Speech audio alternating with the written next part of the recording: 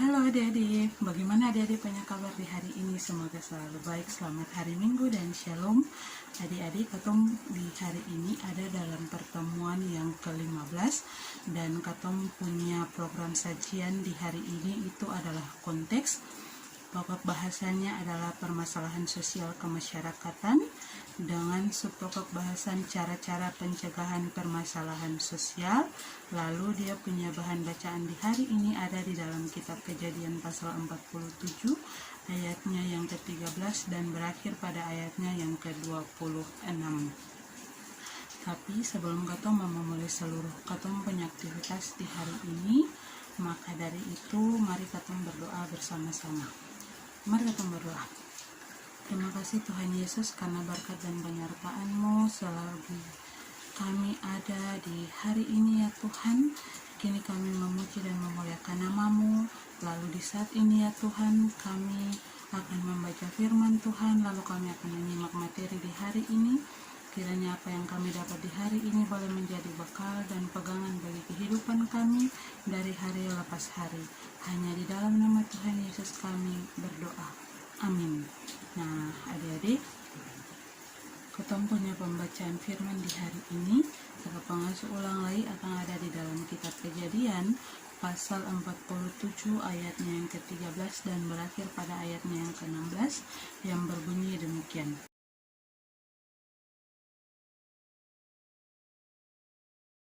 Di seluruh negeri itu tidak ada makanan, sebab kelaparan itu sangat hebat, sehingga seisi tanah Mesir dan tanah Kanaan lemah lesu karena kelaparan itu. Maka Yusuf mengumpulkan segala uang yang terdapat di tanah Mesir dan di tanah Kanaan, yakni uang pembayar gandum yang dibeli mereka. Dan Yusuf membawa uang itu ke dalam istana Firaun. Setelah habis uang di tanah Mesir dan di tanah Kanaan, datanglah semua orang Mesir menghadap Yusuf serta berkata, "Berilah makanan kepada kami. Mengapa kami harus mati di depan-Mu? Sebab tidak ada lagi uang." Jawab Yusuf, "Jika tidak ada lagi uang, berilah ternak-Mu. Maka aku akan memberi makanan kepadamu sebagai ganti ternak-Mu itu." Lalu mereka membawa ternaknya kepada Yusuf, dan Yusuf memberi makanan kepada mereka ganti kuda, kumpulan kambing domba, dan kumpulan lembu sapi, dan keledainya. Jadi disediakannyalah bagi mereka makanan ganti segala ternaknya pada tahun itu. Setelah lewat tahun itu, datanglah mereka kepadanya pada tahun yang kedua, serta berkata kepadanya, "Tidak usah kami sembunyikan kepada tuanku, bahwa setelah uang kami habis, dan setelah kumpulan ternak kami menjadi milik tuanku, tidaklah ada lagi yang tinggal yang dapat kami serahkan kepada tuanku, selain badan kami dan tanah kami." Mengapa kami harus mati di depan mata-Mu? Baik kami maupun tanah kami, belilah kami dan tanah kami sebagai ganti makanan. Maka kami dengan tanah kami akan menjadi hamba kepada Firaun. Berikanlah benih, supaya kami hidup dan jangan mati, dan supaya tanah itu jangan menjadi tandus. Lalu Yusuf membeli segala tanah orang Mesir untuk Firaun, sebab orang Mesir itu masing-masing menjual ladangnya, karena berat kelaparan itu menimpa mereka. Demikianlah negeri itu menjadi milik Firaun. Dan tentang rakyat itu, diperhambakannyalah mereka di daerah Mesir dari ujung yang satu sampai ujung yang lain. Hanya tanah para imam tidak dibelinya, sebab para imam mendapat tunjangan tetap dari Firaun, dan mereka hidup dari tunjangan itu. Itulah sebabnya mereka tidak menjual tanahnya. Berkatalah Yusuf kepada rakyat itu, "Pada hari ini, aku telah membeli kamu dan tanahmu untuk Firaun. Inilah benih bagimu, supaya kamu dapat menabur di tanah itu. Mengenai hasilnya, kamu harus berikan 1/5 bagian kepada Firaun, dan yang 4 bagian lagi, itulah menjadi benih untuk ladangmu, dan menjadi makanan kamu, dan mereka yang ada di rumahmu, dan menjadi makanan anak-anakmu. Lalu berkatalah mereka, Engkau telah memelihara hidup kami. Asal kiranya kami mendapat kasih Tuanku, biarlah kami menjadi hamba kepada Firaun. Yusuf membuat hal itu menjadi suatu ketetapan mengenai tanah di Mesir sampai sekarang, yakni bahwa 1/5 dari hasilnya menjadi milik Firaun. Hanya tanah para imam tidak menjadi milik Firaun. Nah, adik-adik, demikian katong punya pembacaan firman Tuhan di hari ini. Kiranya itu boleh menjadi bekal di dalam katong punya kehidupan dari hari ke hari. Nah, katong langsung masuk saja dengan materi di hari ini.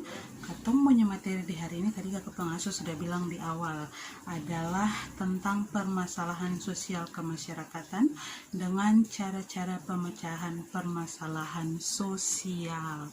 Nah, di dalam katong punya kehidupan sehari-hari, termasuk adik-adik yang menjadi masyarakat kecil, di dalam adik-adik punya tempat tinggal itu ada saja masalah sosial yang terjadi. Kakak pengasuh ada contoh miras, judi, mabuk-mabukan, begal motor, kekerasan, sampah, dan masih banyak lagi. Nah, persoalan-persoalan itu, masalah-masalah sosial itu, dia terjadi di dalam katong punya kehidupan bersama. Nah, untuk itu, dalam menghadapi permasalahan sosial masyarakat ini, maka katong harus ada upaya untuk mengatasi permasalahan yang terjadi itu. Nah, dengan cara apa kakak pengasuh? Ada 3 cara di sini. Yang pertama itu penguatan spiritualitas.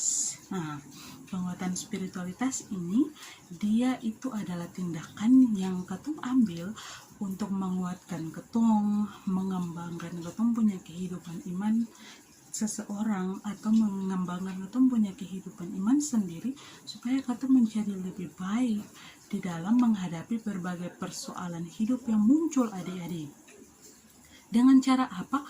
Dengan cara ketong berdoa, yang menjadi jalan komunikasi ketong dengan Tuhan, supaya Tuhan Yesus kasih katong kemampuan, Tuhan Yesus kasih katong kekuatan untuk menyelesaikan katong punya permasalahan yang katong hadapi.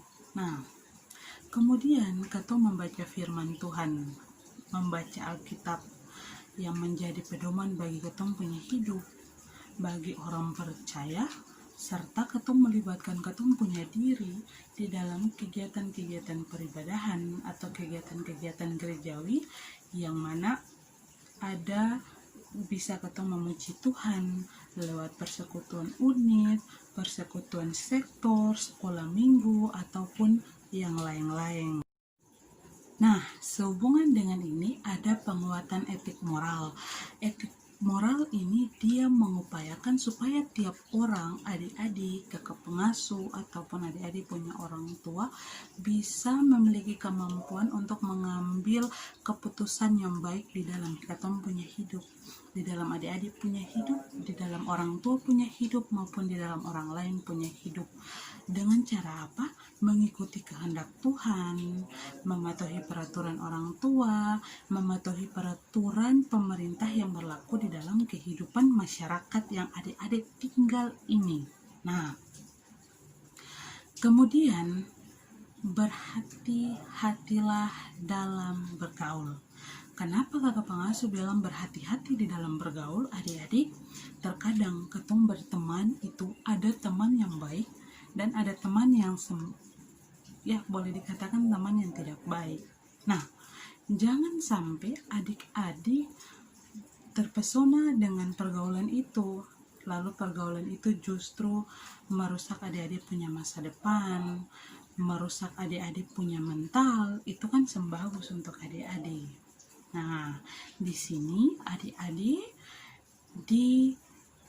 diberikan hak untuk turut berperan dalam pemecahan permasalahan sosial.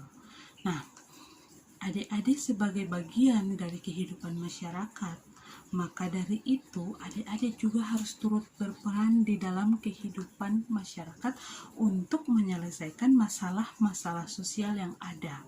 Nah, karena di tiap permasalahan itu kan dia ada punya dampak positif dan dampak yang negatif. Nah, di sini ada dua cara. Yang pertama, adik-adik bertindak sebagai pembuka jalan atau perintis, sebagai motivator untuk memberikan seseorang atau memberikan dorongan untuk seseorang, penguatan iman bagi seseorang, penguatan fisik bagi seseorang, atau adik-adik punya teman yang mengalami masalah sosial masyarakat itu. Nah, yang kedua, membentuk kelompok tutor sebaya. Tutor sebaya itu seperti kelompok belajar adik-adik dengan adik-adik punya teman yang seumuran. Untuk apa? Untuk membantu teman-teman dalam kegiatan-kegiatan positif dengan mengembangkan potensi-potensi yang ada di dalam adik-adik punya diri sendiri. Nah, demikian ketemu punya materi di hari ini. Kiranya apa yang kakak pengasuh berikan di hari ini boleh bermanfaat bagi adik-adik punya kehidupan hari ini dan selanjutnya. Nah, untuk mengakhiri ketemu punya pertemuan di hari ini, mari kita berdoa bersama memohon tuntunan kuasa Roh Kudus supaya Tuhan Yesus kasih katong penguatan, Tuhan Yesus kasih katong berkat untuk melakukan katong punya kehidupan dari hari lepas hari. Nah, mari kita berdoa bersama adik-adik. Terima kasih Tuhan Yesus karena berkat dan penyertaan-Mu yang selalu nyata di dalam kehidupan kami, sehingga Engkau boleh menuntun kami, melindungi kami, selaku anak-anak tanggung 3 Tunas Pekabaran Injil Jemaat Immanuel Karpan. Kiranya Engkau mau tuntun, Engkau mau memberkati kehidupan kami semua ya Tuhan. Di saat ini ya Bapa, kami telah mendengarkan firman-Mu, kami telah menyimak materi di hari ini. Tuhan Yesus mau camkan itu di dalam kehidupan kami, supaya kami boleh menjadi anak-anak yang lebih baik ke depan. Proses pembelajaran di hari ini boleh memberikan pesan bahwa kami selaku anak-anak tanggung 3 turut mengambil andil di dalam permasalahan sosial untuk membantu teman-teman kami yang terkena dampak-dampaknya. Kiranya Tuhan Yesus mau menuntun, mau memberkati kehidupan mereka, kehidupan para orang tua dari adik-adik kekasih kami ini ya Tuhan Yesus. Kami serahkan kehidupan mereka ke dalam tangan-Mu. Biarlah Engkau yang memberkati, menuntun mereka semua. Lalu Tuhan, ini doa dan sembahyang kami Bapa.